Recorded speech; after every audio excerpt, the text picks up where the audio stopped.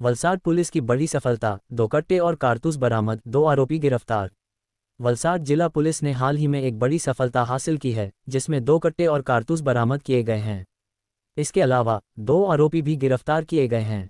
आरोपियों की पहचान आतम रामगोविंद सहनी 28 और मोहम्मद हनीफ उर्फ मुन्ना 21 के रूप में हुई है।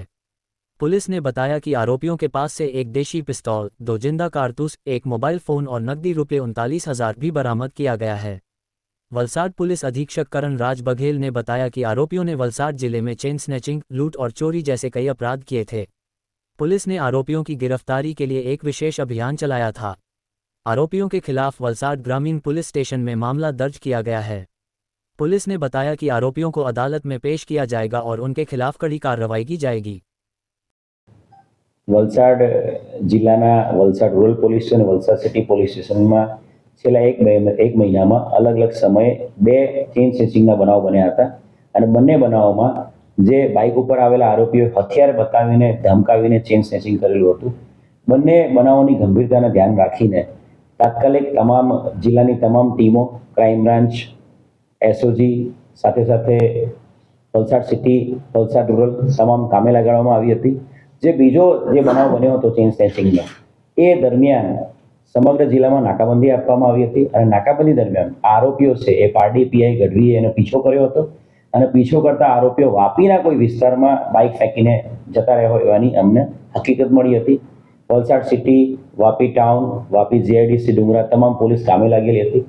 આ જે ગુનાને અંજામ આપ્યો હતો એ બાઇક છે એને બિનવારસી કબજે કરવામાં આવ્યું હતું અને ગુનામાં એમણે પહેરેલા જેકેટ એની સાથે સાથે એક દેશી કટ્ટો પણ ત્યાંથી મળી આવ્યો હતો। બનાવોની ગંભીરતાને ધ્યાને રાખીને સમગ્ર જિલ્લાની અલગ અલગ ટીમો બનાવીને આ આરોપીઓ બાબતે હ્યુમન ઇન્ટેલિજન્સ અને ટેકનિકલ ઇન્ટેલિજન્સ એકઠું કરવામાં આવ્યું હતું અને આ ઇન્ટેલિજન્સના આધારે ભીલાડ વિસ્તારમાંથી આ બંને આરોપી જેણે ચેઇન સ્નેચિંગ અને લૂંટ કરી હતી એ બંને આરોપીને પકડી પાડવામાં મોટી સફળતા મળી છે। બંને આરોપી જે આતમ સાહની અને બીજો જે આરોપી છે મોહમ્મદ હનીફ ઉર્ફે મુન્ના અંસારી, આ 2 આરોપીની આપણે ધરપકડ કરી છે। આ બંને આરોપીને પકડ્યા ત્યારે પણ એમની પાસે એક અન્ય બીજું હથિયાર દેશી કટ્ટો પકડી પાડવામાં આવ્યો છે અને બંને આરોપીઓની વિધિવત ધરપકડ કરવામાં આવી છે અને એમની જે વધુ પૂછપરછ કરી છે એની અંદર જે આ બંને આરોપીઓ છે એમના દ્વારા આ 2 જે ચેઇન સ્નેચિંગની લૂંટ કરી છે એની અંદર 2 બાઇક ચોરી કરીને આ લૂંટને અંજામ આપવામાં આવ્યો હતો।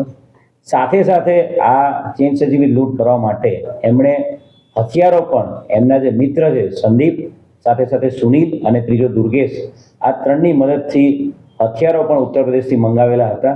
એટલે કુલ 2 આર્મ્સ એક્ટના ગુનાઓ, 2 બાઇક ચોરી, 2 ચેઇન સ્નેચિંગ વિથ લૂંટ અને 1 જૂની મોબાઈલ ચોરી, એમ 7 જેટલા ગુનાઓ ડિટેક્ટ કરવામાં વલસાડ જિલ્લા પોલીસને સફળતા મળી છે।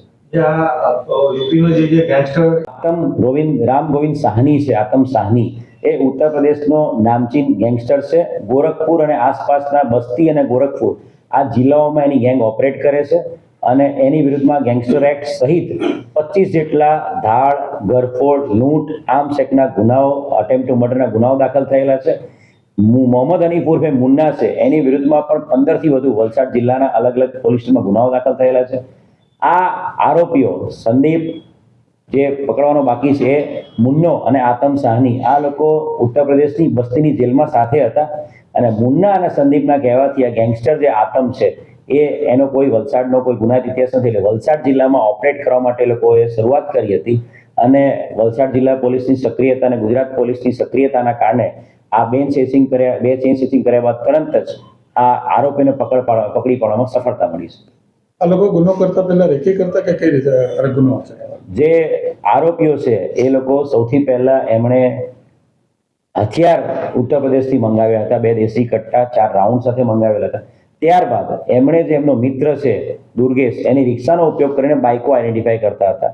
સૌથી પહેલા એ લોકો બાઇક ચોરી કરતા હતા લોકોનું અને પછી એ ચોરીનું બાઇક છે એ અવારું જગ્યા પર મૂકી દેતા હતા અને સાંજના સમયે 7 થી 8 વાગ્યાના સમયે લગ્નનો સિઝન પણ છે એટલે મોટાભાગની જગ્યાઓ ઉપર લગ્નના સિઝનમાં લોકો હાર અને ચેઇન એવું પહેરી નીકળતા હોય છે, એવા વિસ્તારો ટાર્ગેટ કરતા હતા અને એટલે જ એમણે વલસાડ સિટી અને રૂરલનો એરિયામાં જ્યાં મહિલાઓ કે પુરુષો જે ચેઇન પહેરીને જતા હોય એવાને ટાર્ગેટ કર્યા હતા।